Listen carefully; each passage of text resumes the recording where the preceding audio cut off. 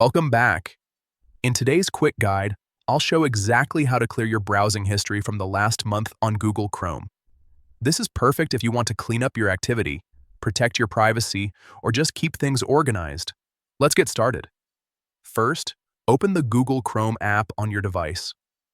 Once you're inside the browser, look for the three dots in the top right corner of your screen.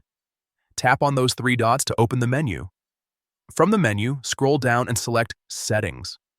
This will take you to Chrome's main settings page, where you can manage everything related to your browsing experience. Next, find and tap on Privacy and Security. This section controls how your data is stored and handled, so this is where we need to be. Now, tap on Clear Browsing Data.